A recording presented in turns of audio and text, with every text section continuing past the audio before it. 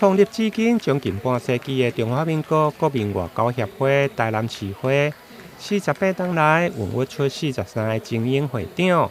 幫助國家在國際國民外交事務領域爭取了一席之地。2025在專業醫師張富全會長的帶領，和外賓甲協會互動更加密切。2026年第44屆新任會長，這是由顏家瑩來接任，在公關主義地清泉的感召下，進行隱形的交接。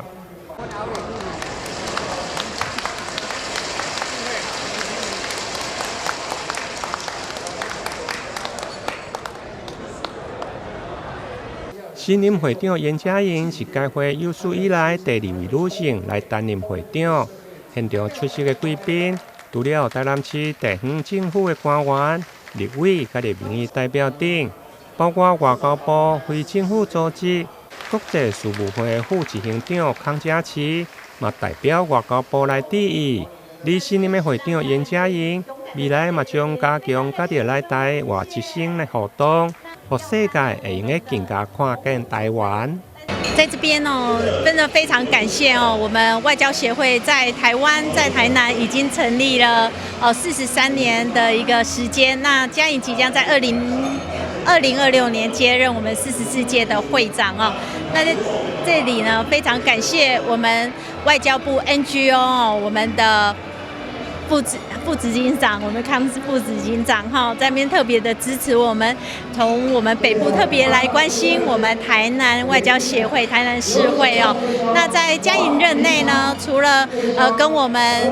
來到台灣留學的外籍生呢，多做進一步的互動之外呢，我們也會即將來舉辦了我們的國際嘉年華，所以這邊呢也要請我們的外交部這邊可以大力的來支持我們，讓我們可以立足台灣，放眼世界。非常高興代表外交部來參加我們這個新會長的交接的儀式。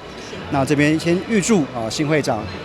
上任之後會務昌隆。那我們也都知道說，這個國民外交協會台南市會表現得非常的好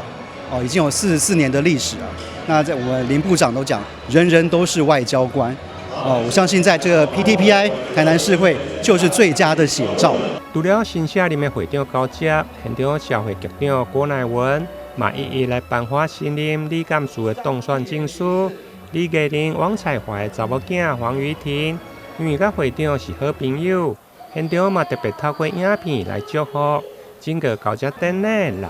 滾滾。台南新聞林根採訪報道。